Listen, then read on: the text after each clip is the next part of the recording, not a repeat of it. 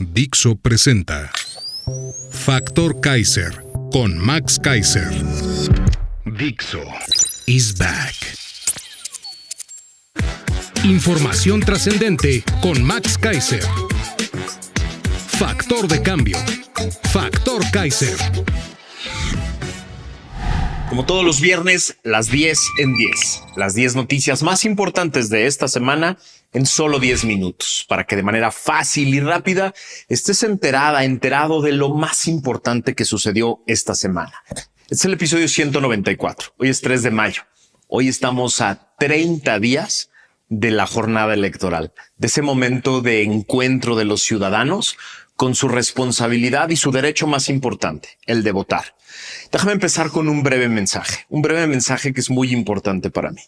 Factor Kaiser fue diseñado desde hace casi año y medio con la intención de que tú tengas la capacidad de informarte y entender lo que está pasando para generar criterio propio. ¿Criterio propio para qué? Para que puedas tomar esa decisión, la decisión del voto. Es un ejercicio para hacer memoria, para que no se olviden las cosas importantes, para que nadie pueda decir, eso ya se resolvió, eso ya está aclarado. No, la gran mayoría de las cosas que hemos visto aquí no están aclaradas, han sido tragedias que han costado vidas y no podemos olvidarlas, no debemos olvidarlas. Nunca olvidar para poder votar con conciencia. De eso se trata Factor Kaiser. Eso es lo que te pido que hagas de hoy en adelante, estos próximos 30 días. Acabar de acordarte de todo lo que ha sucedido en este sexenio para escoger una de las dos sopas. La que te ofrece continuidad absoluta o la que te ofrece la posibilidad de rescatar al país para reconstruirlo entre todos. De eso se trata Factor Kaiser. De hacer conciencia, de hacer memoria, de hacer cada quien su propio criterio para ir a votar. Acompáñame a ver las 10 de hoy. La 1. El Xochitl y las expectativas. Tomé este término de mi amiga yucateca Viviana Hinojosa, que tiene un humor británico mordaz y muy divertido. En un tuit suyo del 9 de abril dijo, la cito, Xochitl, explicarle a Xochitl cómo ser Xochitl, el deporte favorito de cierta comentocracia. Apenas pasó el primer debate y todo el mundo tenía una opinión de cómo Xochitl debía ser más Xochitl. Y está bien, es una figura pública, una candidata que carga las expectativas y esperanzas de millones de personas y por lo tanto está sometida al ojo y a la opinión pública. El problema es que en el espectro de cómo Xochitl debía ser más Xochitl, yo encontré todo menos una visión homogénea. De un lado estaban quienes me decían que tenía que ser más presidencial, más elegante, mejor vestida, mejor hablada y solo exponer propuestas. Del otro lado estaban quienes me decían que tenía que ir de huipil, decir groserías, hablar más coloquial y madrear a Claudia hasta cansarse. Ambas posturas venían de personas que decían tener toda la intención de votar por ella y apoyarla, pero que ella debería de ser como ellos esperan. Y te puedo asegurar que si yo lo escuché durante 3 semanas, una y otra vez, en todos los eventos y foros a los que yo fui, ella también lo escuchó, de su gente más cercana y de todo el que se le acercó. Lo que yo vi en el segundo debate es que tomó nota de los comentarios útiles y todo cambió. La 2. Las 20 mentiras de la candidata de las mentiras que contamos en 2 sopas. En el colectivo 2 Sopas decidimos que no podíamos volver a dejar pasar impunemente otra retahíla de mentiras de la candidata del régimen sin contarlas y exponerlas. Y así, en el segundo debate las fuimos contando una por una, en tiempo real, en vivo, durante todo lo que duró el segundo debate, con una postal que contiene una serpiente bíblica, caricatura que nos hizo el gran caricaturista Paco Calderón. Puedes encontrar las 20 postales digitales en mi cuenta de Twitter o en la cuenta de 2 Sopas. Destaco 5, las 5 peores. La mentira 3. Sin más deuda, dijo. Pero según el IMCO, hoy cada mexicano debería 126,000 pesos de deuda pública, cuando en el sexenio de Fox eran 20,000. La mentira 6, de las más ruines. Por primera vez hay programas de bienestar convertidos en derechos y no programas clientelares para conseguir votos. Dijo, sin recordar que su propio jefe ha reconocido abiertamente que sus programas sociales son estrategias electorales y tirando a la basura 30 años de una revolución total en programas sociales en México que disminuyeron drásticamente las carencias sociales. Son datos, aunque les duelan. La mentira 10. El caso de Carlos Simas es un caso viejo que ya se aclaró. Falso. Su esposo pasó unos días en la cárcel, pero nunca supimos ni el origen ni el destino de los fajos de dinero que lo vimos embolsarse. La mentira 11. Gracias al combate a la corrupción hay billones de pesos para programas sociales. Nunca nadie ha visto un solo peso de ese supuesto combate a la corrupción que tiene exactamente 0 sentencias, 0 recursos recuperados y 0 casos concretos, y a los hijos del presidente haciéndose millonarios. La mentira 14. El Chaifa está lleno, dijo sin soltar una carcajada. Esta fue la más tonta de las mentiras en todo lo que lleva de vida. El Chaifa solo lleva 4 millones de pasajeros. ¿Te suenan muchos? El Vetusto Benito Juárez lleva 50 millones cada año.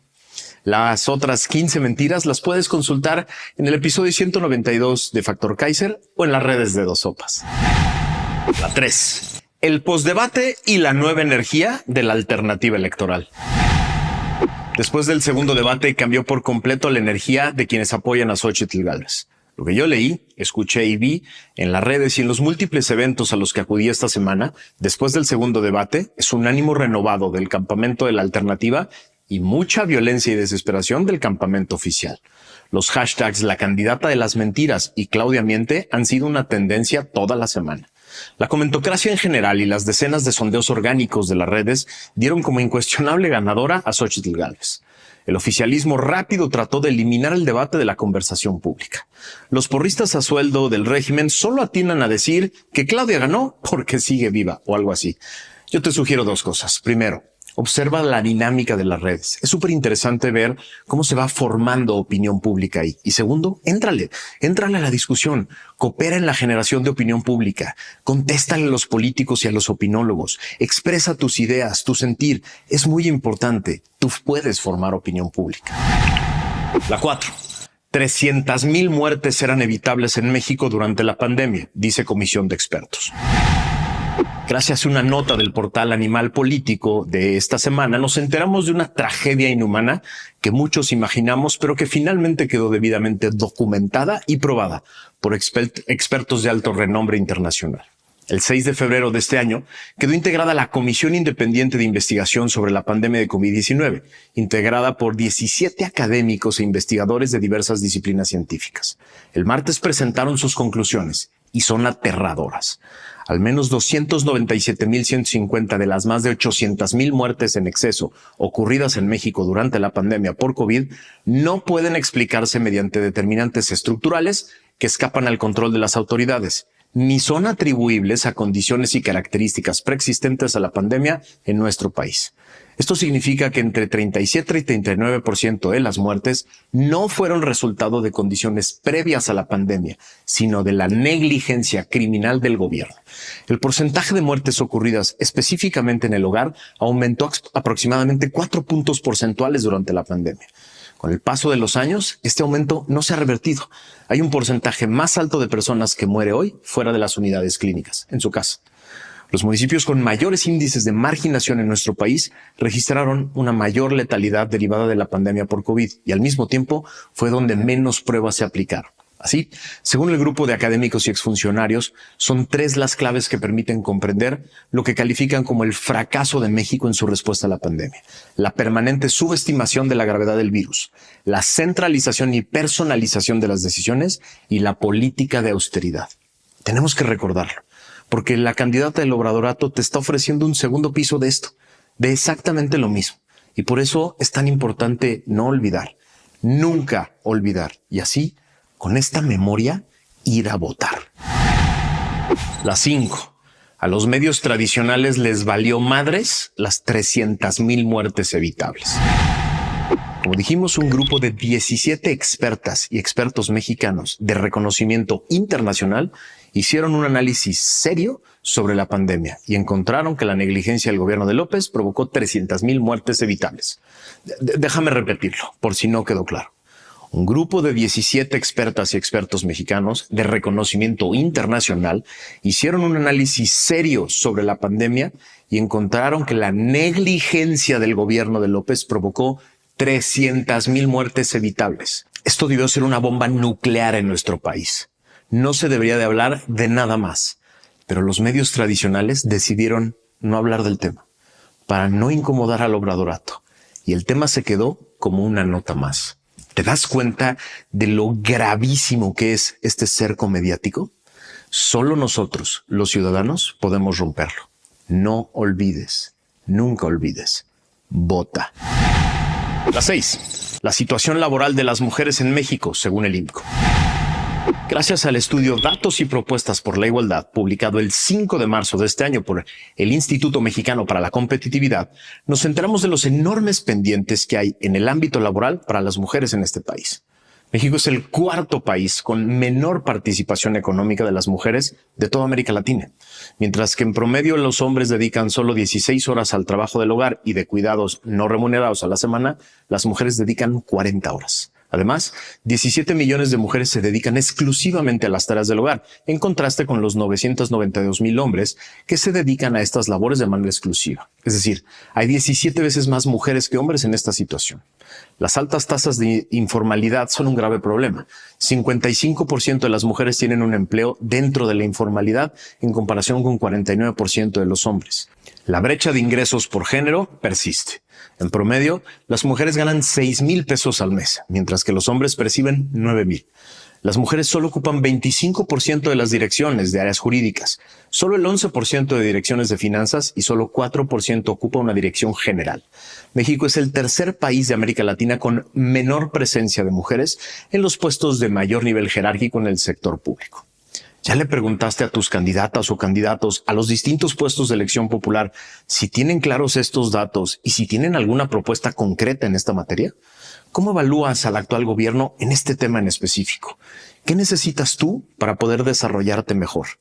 Esas son, creo yo, algunas de las preguntas que pueden hacerse quienes van a definir esta elección, es decir, las mujeres.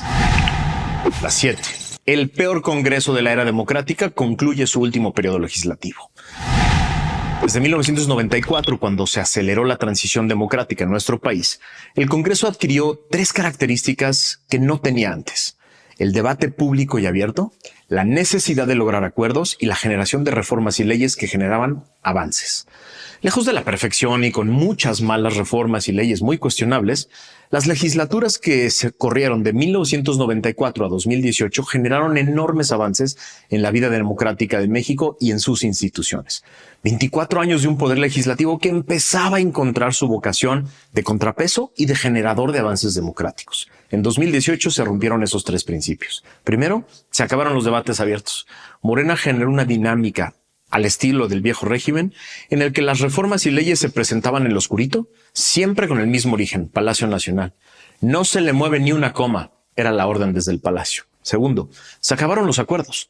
De todas las reformas y leyes que más le interesaban al presidente, existía una prohibición expresa a acordar, modificar o consensar. Todo o nada. ¿Te sumas, tal como la mandó el patrón, o digo que eres un traidor a la patria? Tercero, el objetivo principal fue destruir y retroceder. Abiertamente reconocieron en múltiples ocasiones que venían a destruir todo lo que no les gustaba del pasado. Y así, por primera vez en 27 años, el Poder Legislativo Federal quedó reducido a una vil granja de minions que le cantaban las mañanitas al patrón y presumían sus juguetes con la efigie de su ídolo. Este 2 de junio podemos regresar al camino del debate, del acuerdo, del avance. No votes por un solo legislador de Morena, no sirven. Regresemos al Congreso su vocación de contrapeso, de acuerdos, de avances democráticos. Vota por la diversidad y el contrapeso en el Congreso. La 8. Se burla el presidente de las madres buscadoras y limpian el sitio denunciado. Un grupo de madres buscan desesperadamente a sus hijos. Por tips de la población, acuden a lugares que tú y yo solo vemos en películas de terror. En sus manos han tenido cientos de restos humanos, de personas no identificadas.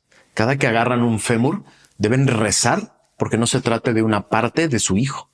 Hacen el trabajo que debería de hacer el Estado mexicano, que las abandonó a su suerte. Tienen que sortear amenazas del crimen organizado, que no acepta ser expuesto por nadie. Y tienen que aguantar además, ahora, las amenazas, abusos de poder, burlas, mentiras y desplantes de soberbia de esa pesadilla política llamada Obradorato, que hace todo lo posible por negar la realidad, con tal de aferrarse al poder. Si eres uno de esos que se burla de las madres buscadoras o las ataca a nombre del Obradorato, chinga tu madre, maldito miserable. La 9. Tercer aniversario de la impunidad en la tragedia de la Línea 12. Ya se aclaró, dijo con todo cinismo la señora Sheinbaum sobre la línea 12 cuando fue cuestionada por Xóchitl Gálvez. Y pues no, nunca se aclaró, señora. Nadie pisó la cárcel y hoy se cumplen 3 años de la tragedia. La directora del metro, durante la tragedia, sonríe en los eventos de Sheinbaum.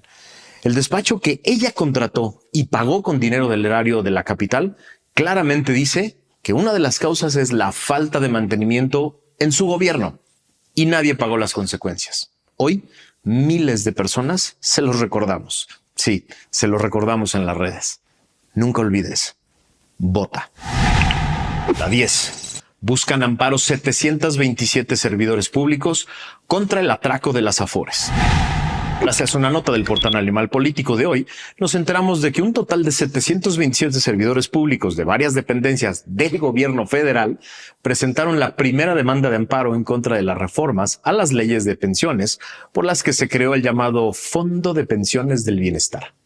La demanda fue presentada por la firma Truzan Roma, abogado que informó que los servidores públicos están presentando esta demanda, cito, porque afecta la forma en cómo ellos decidieron que iban a manejarse en lo futuro sus recursos en las diferentes administradoras.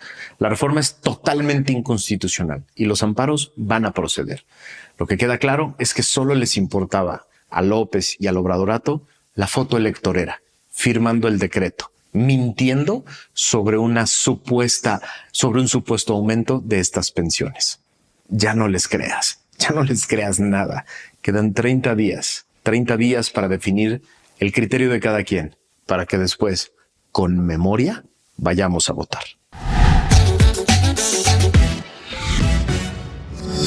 Dixo is back.